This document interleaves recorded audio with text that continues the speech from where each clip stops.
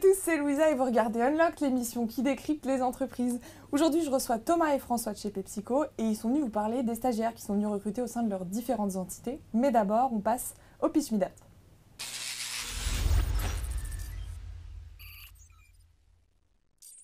Hello Thomas, hello François, comment ça va? Salut Louisa. Très bien. Vous êtes plutôt bien installés? Très bien, parfait. Moi, je crois qu'on est plutôt bien. Alors Thomas, tu es responsable de secteur Paris Sud. Oui. Tu vas nous parler de la partie opérationnelle et de ton expérience. Oui. Et tu es venu avec François qui t'a recruté. François, tu es Talent Acquisition Manager France. C'est ça. Alors François, tu vas commencer en nous disant PepsiCo, c'est quoi? Alors, PepsiCo, c'est un groupe international présent dans plus de 200 pays, plus de 250 000 collaborateurs et qui est un acteur majeur du secteur de l'agroalimentaire. Donc en France, où on a une quinzaine de marques, toutes plus emblématiques les unes que les autres. Sur la partie boisson, bien sûr Pepsi, mais également Lipton Ice Tea, 7-Up, Gatorade ou Tropicana. Et sur la partie produits alimentaires, on a des marques comme Lay's, Ben & Nuts, Quaker, Doritos ou les soupes froides Alvalier. Chez PepsiCo France, on est 650, avec une moyenne d'âge d'à peu près 35 ans. Et aujourd'hui, vous offrez la possibilité aux stagiaires de décrocher un CDI. Et tu m'as dit au téléphone de pouvoir mener des missions qui ont du sens. Donc on va voir ça tout de suite, on va voir les profils que vous recherchez, surtout ce que vous leur proposez. Et Thomas, tu vas nous donner quelques tips. On passe à la suite.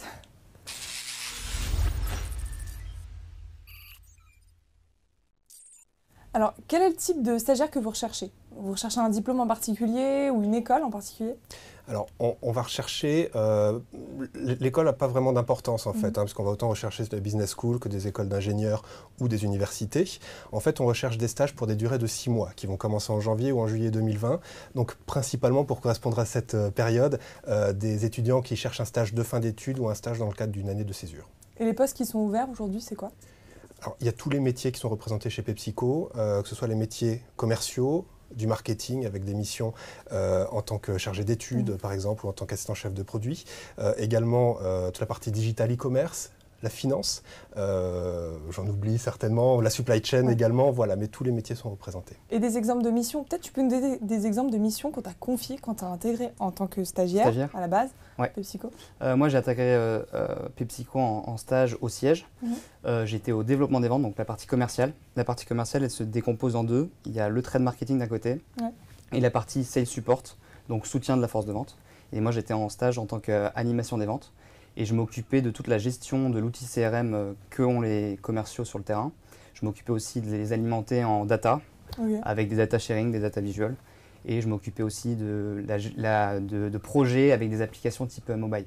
Et pour intégrer PepsiCo en tant que stagiaire, est-ce qu'on t'a demandé des choses impératives? Il y a des critères impératifs pour intégrer le groupe? Non. Ce qu'on demande, c'est surtout, PepsiCo fait très attention surtout aux qualités de la personne et aux valeurs qu'elle a, qu'elles soient en commune avec Pepsi, qui sont les valeurs de collectif, d'esprit d'équipe, d'engagement, de créativité, de curiosité.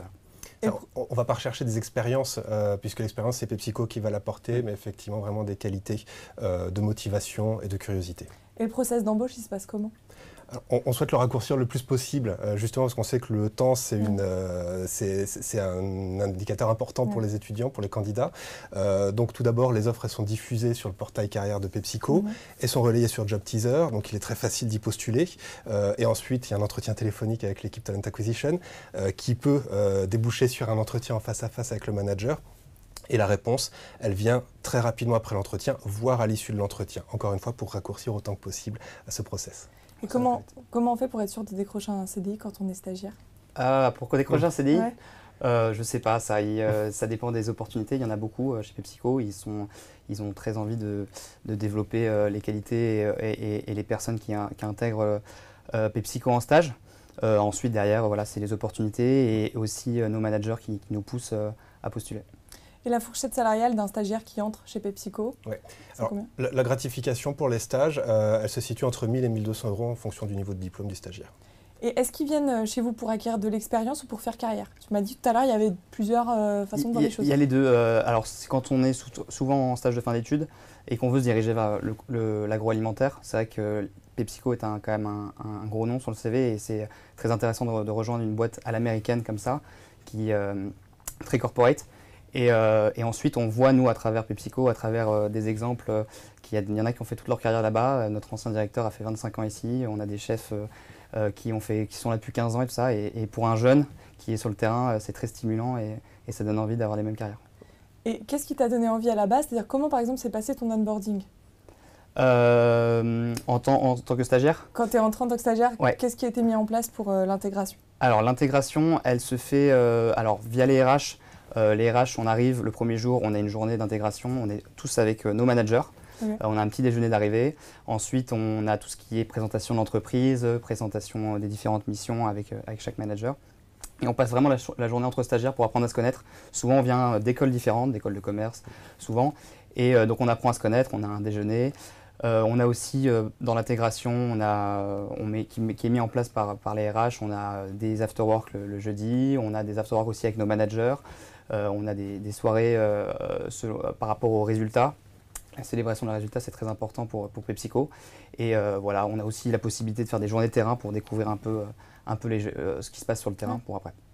Et qu'est-ce que tu mets en place, toi, François, pour accompagner les jeunes diplômés qui dans leur carrière? Comment tu les accompagnes? Alors, c'est pas moi qui mets particulièrement en place, mais effectivement, PepsiCo a une approche très structurée après pour le développement des jeunes diplômés, et même pas forcément les jeunes diplômés, hein, mais en fait, le parcours de développement, il commence sur le terrain le plus souvent, et ensuite, tous les 2-3 ans, on peut évoluer sur des postes, soit revenir sur le siège, par exemple, sur des fonctions toujours commerciales, ou basculer sur du marketing, etc., pour ensuite revenir sur le terrain, sur des fonctions de management. Enfin, il y a des possibilités d'évolution qui sont très importantes chez nous.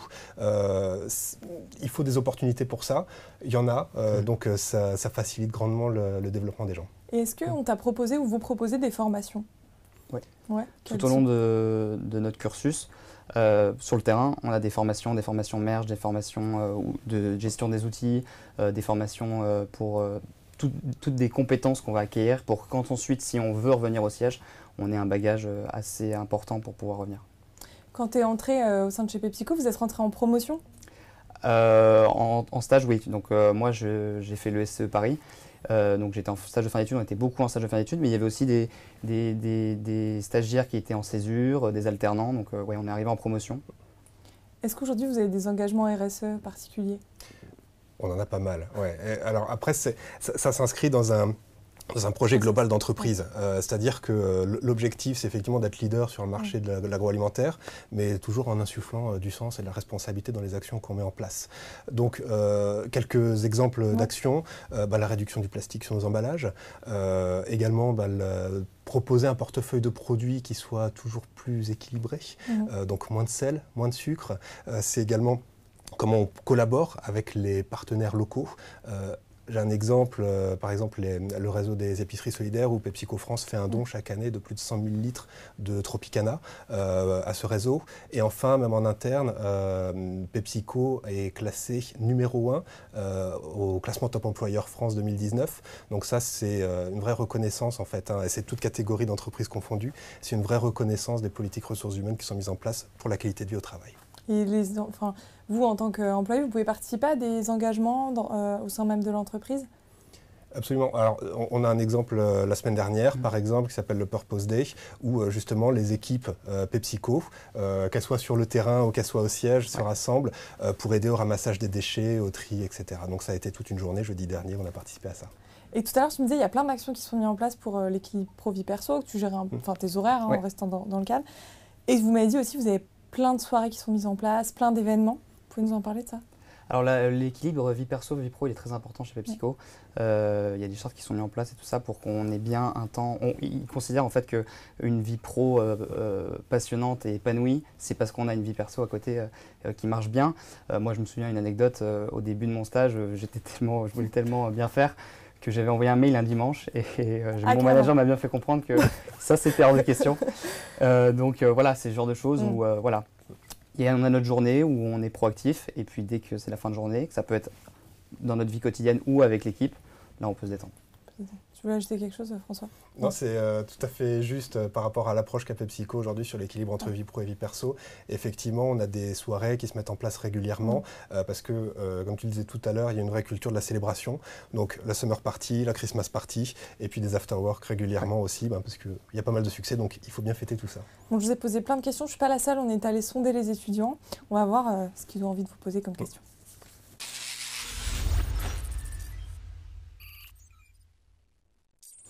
Alors, est-ce que vous êtes prêts?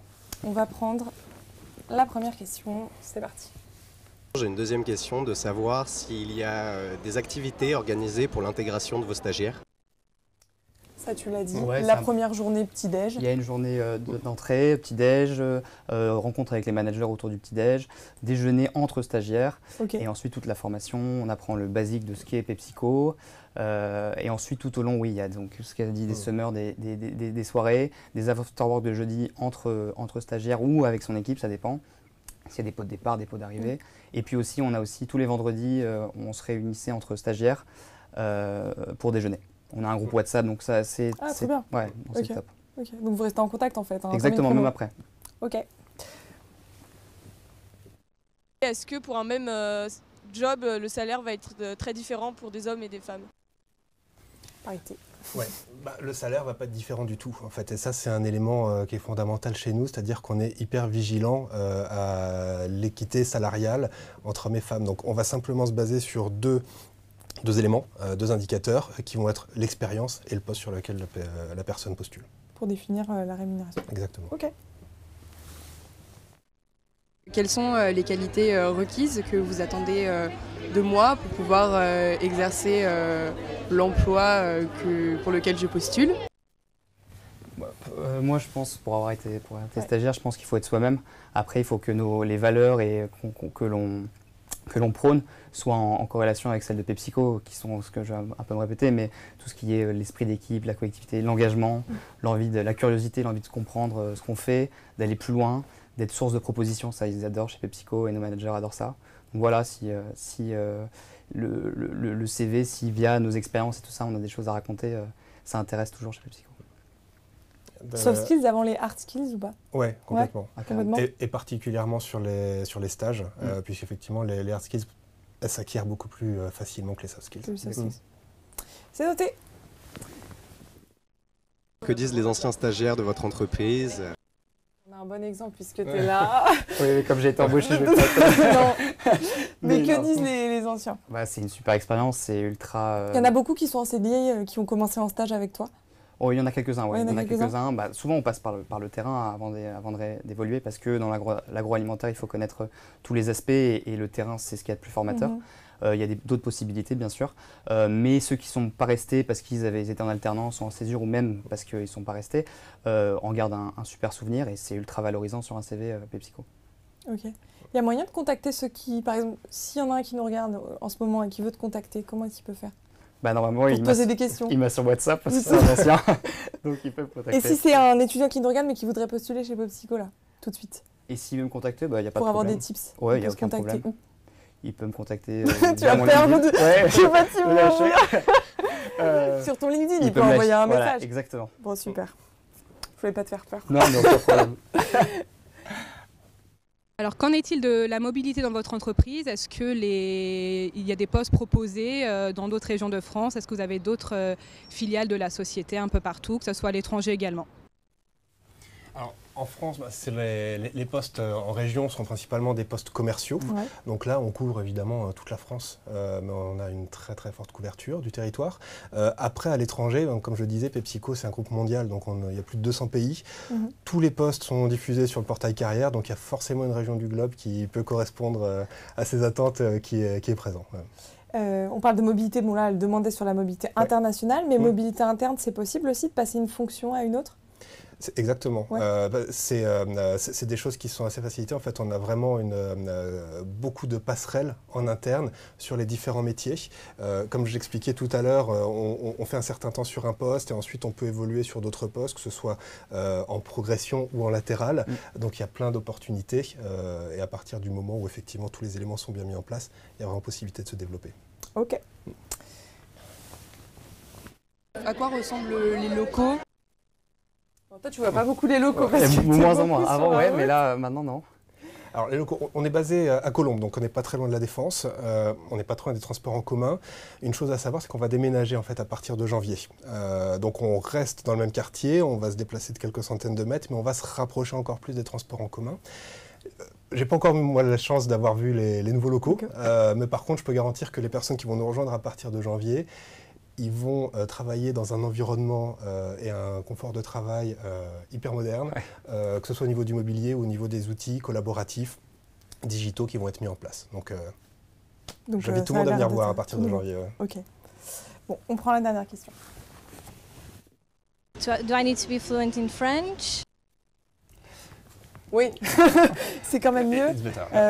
Et parler l'anglais aussi, ça peut aider. Moi, c'est un impératif ou pas? Tu le demandes en entretien? Il y a certains stages où on est amené à travailler avec des prestataires ou avec le siège Europe. Moi, par exemple, sur mes missions au sein du DDV, sur la partie animation des ventes, j'ai travaillé sur le CRM et j'étais en relation avec le prestataire international du nouveau CRM. Donc là, voilà, j'étais amené à parler avec lui via mail et via téléphone en anglais. Il y a pas mal de stages qui sont amenés à faire ça.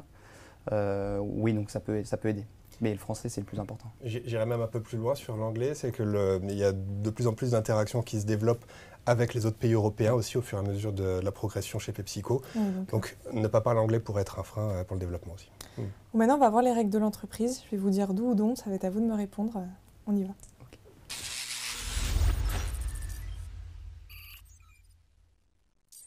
Alors, d'où ou dont porter une tenue décontractée en entretien? En entretien? D'où. Ça veut dire quoi une tenue décontractée? Pour moi, la tenue décontractée, il faut garder une tenue adéquate à un environnement de travail. Donc ça va être la chemise, le pantalon, les chaussures. Mais la cravate, non. Pas besoin de mettre de cravate. Je dirais décontracté raisonnable. Voilà. Effectivement, ça veut dire quoi raisonnable? Pas short et claquette, par exemple, bien entendu. Autant préciser. Voilà, mais effectivement, cravate et costume ne font pas partie du code vestimentaire chez PepsiCo. C'est pas pour ça qu'on empêchera les gens de venir en costume et cravate, bien évidemment. Il faut venir confortable en entretien. Et tenue au quotidien, pareil? Pareil. Chemise, basket, c'est possible?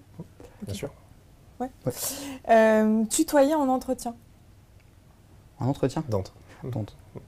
Ouais. Et est-ce qu'on tutoie rapidement chez PepsiCo, une fois qu'on est employé? Directement.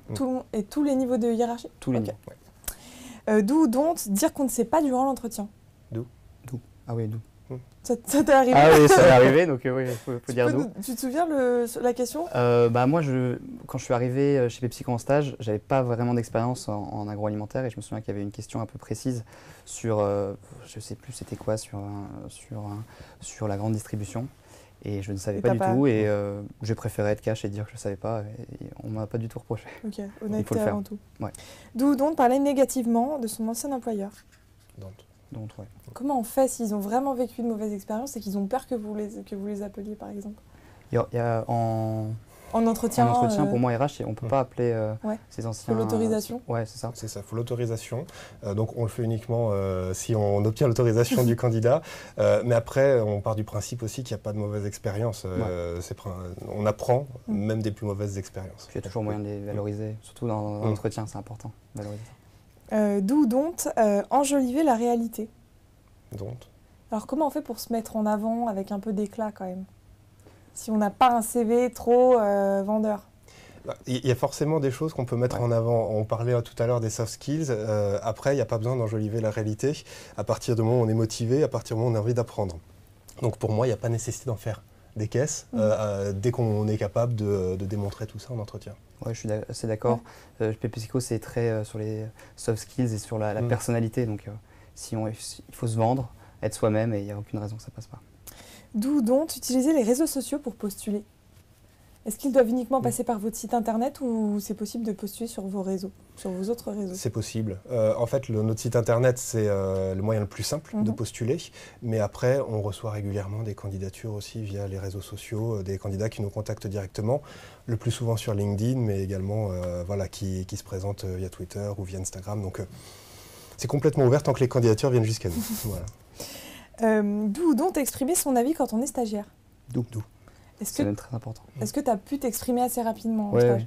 Oui, mais en fait, comme l'a dit au début François, nos managers sont assez jeunes, la moyenne c'est 34 ans. Chez PepsiCo, moi, mon manager avait 28 ans, et donc il était dans la même situation que moi il y a 3-4 ans, et donc il m'a vraiment laissé beaucoup d'autonomie sur ça, il me laissait prendre la parole, même quelquefois il m'interrogeait sur ses missions à lui, il me disait qu'est-ce que tu en penses, est-ce qu'on peut aller plus loin, qu'est-ce qu'on peut faire. Donc il y a énormément d'autonomie, beaucoup de suivi, mais c'est génial, il faut donner son avis. D'où donc exprimer une frustration à son manager? Moi, je suis partant pour dire d'où, Parce que si on se sent mal à l'aise sur quelque chose ou quoi que ce soit, le premier avec qui on travaille tous les jours, c'est notre manager. Et il sera à l'écoute pour nous conseiller, voir comment on peut faire autrement aussi. Peut-être que lui se remettre en question. Donc ouais, largement. Je suis d'accord. En fait, tout dépend de la manière dont on va le formuler, mais effectivement, si on a une frustration sur son équipe, sur son travail, sur son activité, si on ne l'exprime pas, ça va venir gâcher le reste de l'expérience chez PepsiCo. D'où donc prendre des notes durant l'entretien. D'où Est-ce que c'est vraiment important de prendre des notes? Ça fait la différence? Non, en vrai, ce n'est pas un élément différenciant, mais ça demande toujours un peu d'intérêt ou en tout cas un peu de prise en compte. Après, il y a des personnes qui sont tout à fait capables de retenir tout ce qu'on dit sans prendre de notes, mais c'est toujours bien. Oui, ça permet aussi d'avoir des informations supplémentaires qui sont données comme ça par nos managers lors des entretiens, qu'on n'avait pas de base, donc c'est toujours intéressant. On en parlait tout à l'heure, d'où travailler son body language. Oui, c'est toujours bien. Ouais. Tu es attentif à ça ou pas quand tu reçois un candidat? Si le candidat est affalé dans sa chaise, ça, forcément, je vais l'interpréter comme au mieux un peu de désintérêt, au pire ou de la nonchalance, et puis au pire vraiment de l'antimotivation. Donc oui, ça compte. D'où donc demander une augmentation au bout de 6 mois? Non. Pourquoi tu ris? Non, don't. Déjà, ouais, sur un stage, c'est compliqué de demander une augmentation, pardon. Mais non. Parce que ça me met du cœur, c'est pour ça. Ah non, mais pas du tout, mais non, don't. Ok, on attend au moins une année? Ouais, il faut attendre un peu quand même. Ok. Bon, maintenant, ça va être votre moment carte blanche. Je vais me taire, c'est vous qui allez parler. Alors, on passe au last but not least.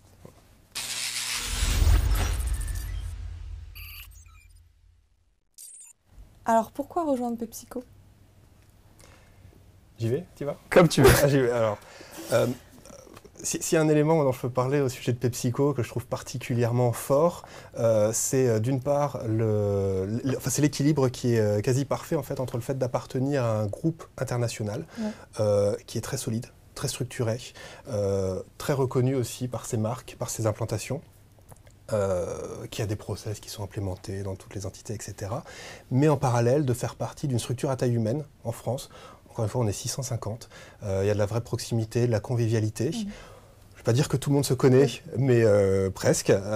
Donc voilà, ces deux éléments qui sont ensemble, qui fonctionnent très bien et dans lesquels donc, on arrive à bien se sentir pour l'épanouissement et pour le bon développement de chacun. Parfait, Thomas. Et moi, non, c'est une super expérience. Moi, j'ai voulu continuer. Quand on m'a proposé de continuer sur le terrain en CDI, j'ai tout de suite accepté parce que c'est une entreprise qui partage les mêmes valeurs que j'ai. Ces valeurs de collectivité, d'esprit d'équipe, d'exigence quand même, parce qu'on est quand même dans un groupe et dans un monde agroalimentaire qui est très compétitif avec des gros groupes. Mais voilà, l'aspect convivial, l'aspect jeune aussi. Donc voilà, c'est toutes ces valeurs-là qui ont fait que j'ai voulu rester chez PepsiCo et j'encourage tout le monde à venir chez PepsiCo. En tout cas, si vous êtes intéressé, vous pouvez postuler sur pepsicojobs.com ou sur jobteaser.com. Merci à tous les deux pour ce retour d'expérience. J'espère que vous avez donné plein de bonnes choses et que vous avez bien noté. En tout cas, ils peuvent te contacter sur LinkedIn. Exactement. Et toi aussi, François. Toutes les infos sont sur leur page PepsiCo sur jobteaser.com. Merci. À très vite. Et comme d'habitude, je vous donne rendez-vous très vite pour un nouveau live.